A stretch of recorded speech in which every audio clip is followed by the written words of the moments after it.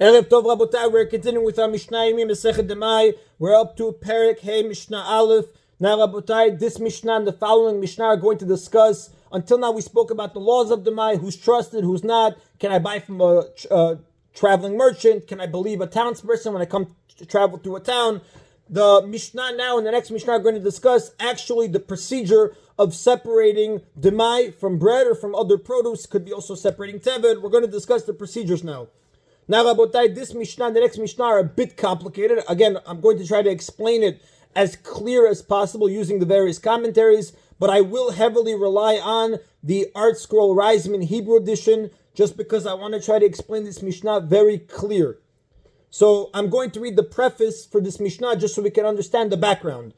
HaMishnah melamedet ketzad mitaknim isa o pad shel demai. The following Mishnah is going to teach us if a person buys bread from a Am Haaretz baker, where all his produce is considered Demai, or from a trusted baker, but that baker buys produce from an Am Haaretz, which is Demai, how do I fix that bread or dough to be able to eat it when I buy it from the baker? So we learned earlier that Demai ta'un afrashad maaser rishon or maaser sheni, or maaser ani b'shim matimot. When you purchase Demai from an Am Haaretz, produce from an Am Haaretz, you have to separate the maaser rishon. You have to separate the Maaser Sheni, or on the different years, on year 3 and 6, the Maaser Ani. However, you do not have to separate Teruma Gedula, the 2% that's given to the Kohen, because again, most Amei Haaretzot were afraid of the death penalty of eating food that wasn't given over, food that you didn't separate to give over to the Kohen. So that Teruma Gedula, we do not suspect, we assume they gave it. So you only have to separate Maaser Rishon, Maaser Sheni, or Maaser Ani on the applicable year. Additionally, since we're going to be discussing bread or dough, we have another separation that's required, challah. We know that when you bake a large amount of dough, the Torah obligates you to take a portion off called challah, and you have to give that over to the Kohen. Now, we said maaser rishon, when you are going to designate it on this demai, you don't have to actually physically remove it and give it to a Levi, because the Levi he cannot prove to you that the portion wasn't already given to another Levi. So all I have to do is verbally designate this part is Maaser Rishon, and once I designated Maaser Rishon, anybody can eat it, even a non-Levi, so I'm going to keep it for myself.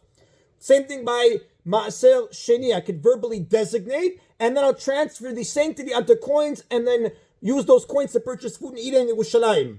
Likewise, on the applicable year by Maaser Ani, when it comes to the poor, according to the sages, I have to verbally designate this portion is Maaser Ani, but again, I don't have to give it to the poor, I can eat it myself, because the poor have no proof that they didn't already get it from the Am Haaretz. Now he says like this, since by Maaser Rishon of Demai, a person's able to designate it and then keep it for himself, it is incumbent upon him to separate the Terumat Maaser, the 10% of the Levi's 10% that's given to the Kohen. So the 1% of the crop that is supposed to be given to the Kohen is upon the buyer, the person to separate, since he's keeping the Maaser Rishon. Same thing by Chalav Demai. Since, again, I'm keeping the Maaser Rishon produce, I have to also separate Chala from this bread Demai that I bought, bread of Demai. Nimtzad comes out that a person who's separating Demai bread has to remove the Maaser Rishon, the Maaser Sheni, if it's applicable here, the Maaser Ani, and Chala, and in the Maaser Rishon, you have to separate the Terumat Maaser. Now, most things you can just verbally designate that you're making it tithed. However, you have to physically separate the Terumat Maaser, the 1% of the crop that goes to the Kohen, and you also have to physically separate the Chala, the portion of dough that you're supposed to remove to give to the Kohen. So the Mishnah writes like this, and I'm going to read it again, like I said, heavily relying on the Hebrew Art Scroll Reisman Mishnayot edition, just because I want to be able to explain this Mishnah clearly, since it's a little difficult. Now, the Mishnah says, Halokeach mina nachtom, one who purchases bread from an Am Haaretz, a baker, or from a baker who's trusted, but he bought that produce from an Am Haaretz, so it ends up being that this bread is Demai. Ketzadu me'aser, how is the proper procedure to separate the tithes on this bread that I would be able to eat it? So the Mishnah says, Notel kedei terumat maaser v'chala. In this case, notel doesn't mean to physically remove, but to mark. He marks off a portion of the bread that is sufficient for both terumat maaser and chala. Terumat maaser is 1% of the entire loaf, and challah is a 1/48th of the loaf. So you mark off on the loaf 100th and 1/48th for terumat maaser and challah, but you do not physically remove it yet. You just designate it. This way, a person is able to mark. It says, "B'kach simen adam b'katzeh chad shel hakikar et hachelek shel achar kol kriyat shem yeh alav la'afrido me'aker u'letito lekohen." In this way, you are setting up the terumat maaser and the challah in one section of the bread, that once I'm finished with the other tithes, I can cut it off and give it right away to the kohen. The other things a person is able to leave on the bread, the other tithes, and eat it for himself. So Mishnah says right now the procedure of how you designate the terumaz. Ve'omer, the person says, "Echad mimea mima sheyesh kan." Chelek echad mimea mikol ma shelakachti, which we explain as 100th of what is here, meaning 100th of the entire loaf, is designated, ze maaser is designated as echad mimea mima sheyesh kan harei b'tzad ze maaser. 100th of what is here, 100th of the entire loaf, is designated as part of the maaser rishon on this side of the mark. So meaning, I'm saying now that, again, maaser rishon is 10%. So splitting 10% would be 100, 200, 300, 400 until you get to 10%. So what I did here is I took 100th, 1%, and put it on the one side of the mark, and I say this is maaser rishon. Now I still have another 9 hundredths to separate. Ush'al maaser samuchlo, and the rest of the maaser rishon, the other 900th of the loaf, is designated next to it on the other side of the mark. So what do you have now? You have an entire 10th of the loaf has been designated as maaser rishon. 1/10 of the maaser rishon on one side of the mark, and on the other side, 9/10 of the maaser rishon. Now, the 10th of the maaser rishon that is on the first side of the mark is ready to be designated as terumat maaser, and the rest of that side, which you have the 1/48th left, is ready to be designated as challah. So the Mishnah continues, the buyer says the following: this 10th on the first side of the mark that I just made into the first part of maaser rishon, I'm making it now into terumat maaser for the rest of the maaser rishon that's on the other side. Meaning, now that I made sure I have 10% on the entire loaf, the 1% that I marked off on the side is now going to be terumat maaser. The ashar challah, and the remainder of what is on the first side of the mark is considered challah. Now I have that the entire first side of the mark has been sanctified as terumat maaser and challah, both which are given to the kohen. Now you're able to separate it and give it to the kohen. Now the Mishnah continues how you designate maaser sheni, which is again on the first, second, fourth, and fifth year. Maaser ani would be on the third and sixth. Maaser sheni bitzvono bidromo. The maaser sheni that you take is designated in the northern side of the loaf or in the southern side. It says bitzvono bidromo, which means on the right side or the left side of the loaf. Chulal al maot, and you're able to redeem it onto coins.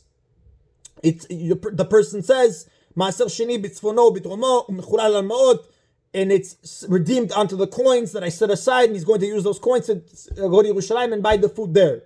That is the procedure, Rabotai, of a person who buys bread from the Nachtom, how he separates the terumat maaser, the challah, and the maaser sheni. That is the end, Rabotai, of Mishnah Aleph. Mishnah Bet now, I will read to you the introduction for Mishnah Bet. B'Mishnah kodemet shaninu et seder hafrashat maaserot v'challah milechem demai. In the first Mishnah, Mishnah Aleph, we discussed the procedure of separating Demai from, and separating Tumat Maaser and Challah from bread of Demai, in a way that all the portions of the tithes that regular people cannot have are together. The Mishnah now is going to teach us in Mishnah Bet, how do I follow the same procedure but by Tevel? Not by demai, but by 100% produce nothing was separated yet. How do I separate it all at one time when it's all in one loaf? Along with the other tithes that you have by demai, like maaser rishon, terumat maaser, maaser sheni, or maaser ani, you have additionally by tevel vadai terumat gedola, the 2% that's given to the kohen.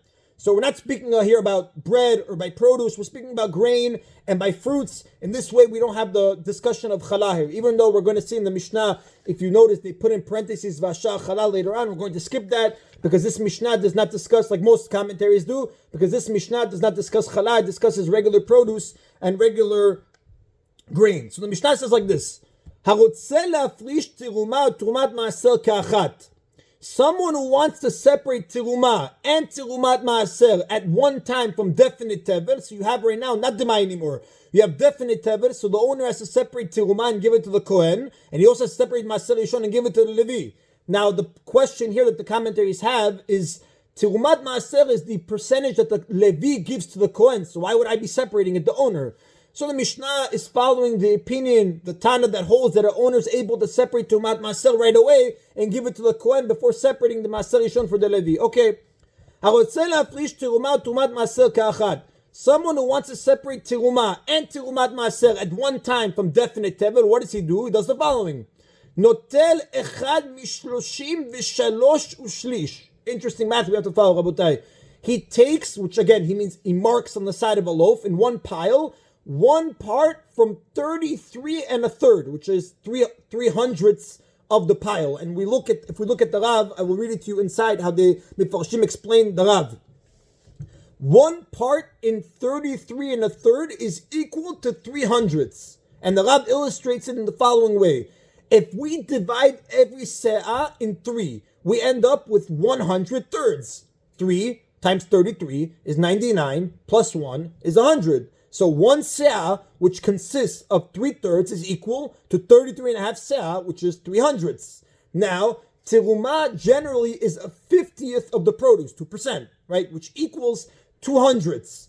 Tirumat maaser is 1/100th of the produce, which is 1%, like we said, of the crop. So tirumah and tirumat maaser together, you have 100th and 200th, 1% and 2%, comes out to 3% of the total amount of produce. So you have a part of the pile containing 3% of all the produce in the pile is enough for both tirumah and tirumat maaser. So again, the Mishnah says, if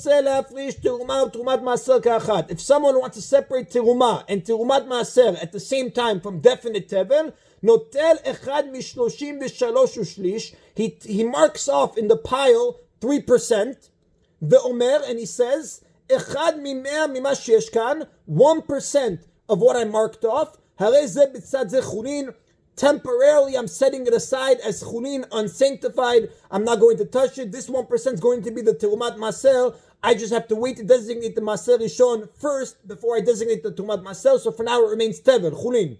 The rest, which is in the marked area, meaning the remaining 2%, is going to be given as tirumah to the Kohen. So at this point, what do we have? 2% of the marked area is going to be tirumah for the Kohen, and 1% of the marked area is not tirumah, it's still tevel.